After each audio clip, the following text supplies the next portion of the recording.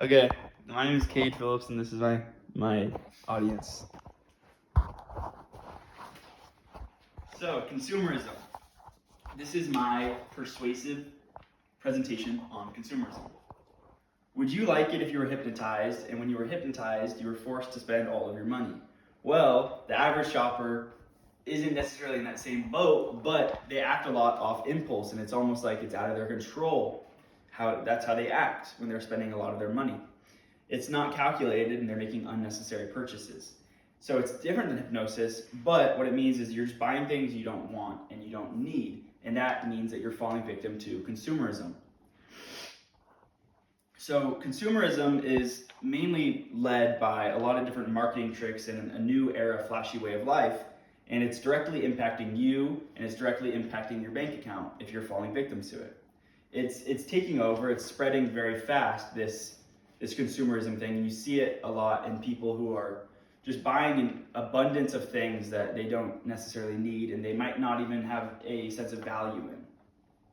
So the three main points of consumerism and how it's harmful to us as a population is the manipulation of buying behavior, changes in personal values, things that encourage materialism over traditional values, and real-world consequences caused by the overproduction and wasteful spending.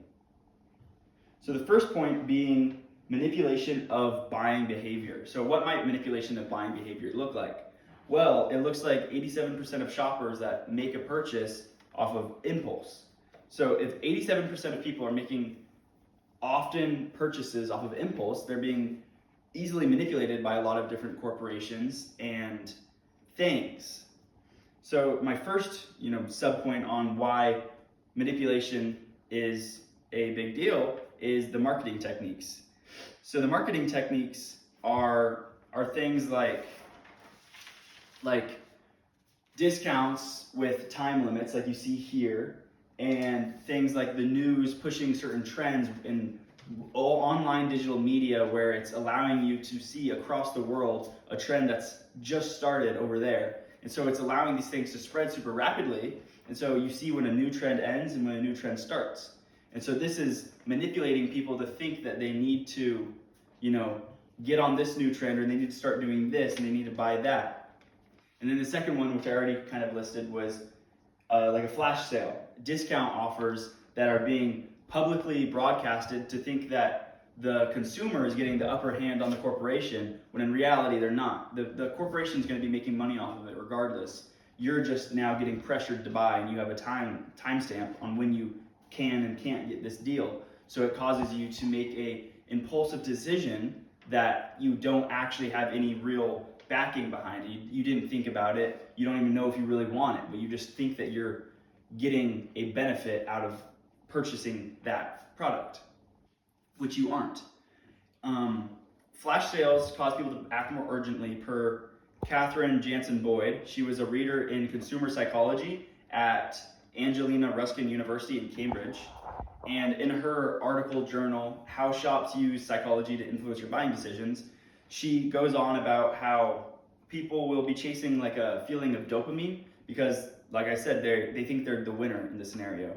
And they think that it's benefiting them to make that purchase. And yeah. The second point being your values change, which it encourages materialism when you're going off of consumerism.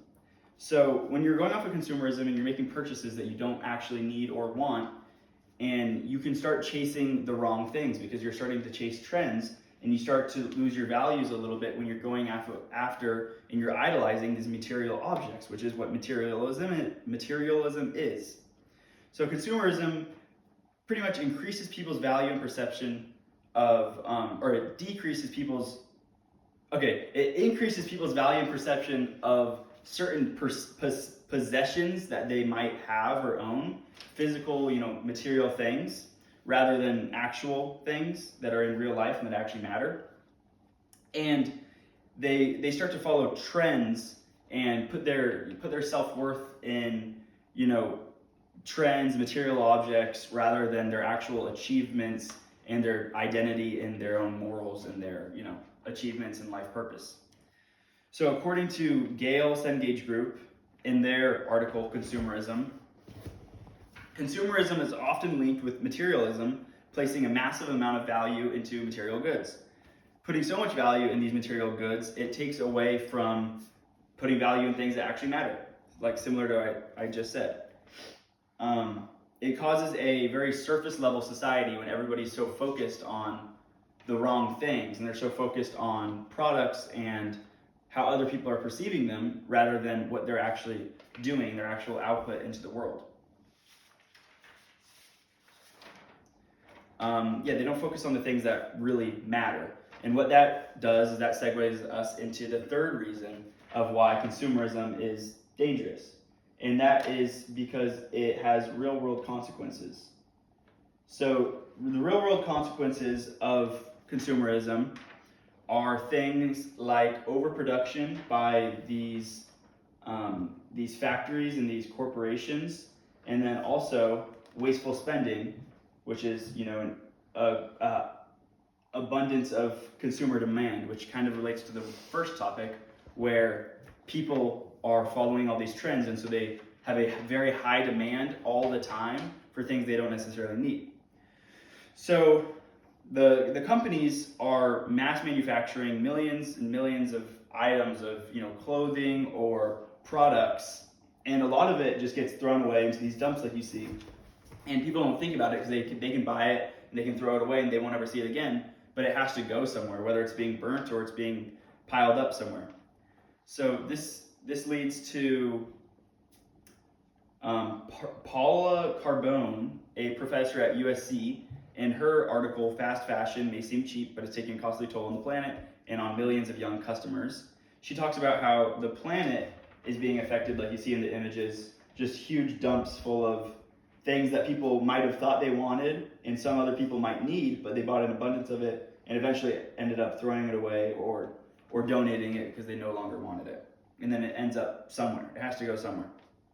So a lot of what it is, it's from the demand, sure, but it's also from the overproduction. And the corporations in reality are the ones winning because they're the ones making all the money off this. You're the ones producing it, or you're the ones demanding it and then throwing it away and losing your money and your time on it. So why does all this really matter? Because you're not only a victim of it, but you're also a participant in a lot of ways. So by the manipulation tactics that you might be a victim to, you also lack accountability because you are possibly chasing trends and online validation. So you're not only a victim, but you're also a participant, so it's directly impacting you. Being aware of things like this is 50% of the battle. So now with your newfound awareness, you'll be able to take actionable steps to prevent consumerism and the impulsive decisions on buying things that you might not need, and you'll hopefully be able to recognize things and not just be so compliant with everything. So not only this will help your bank account, but it'll help the world.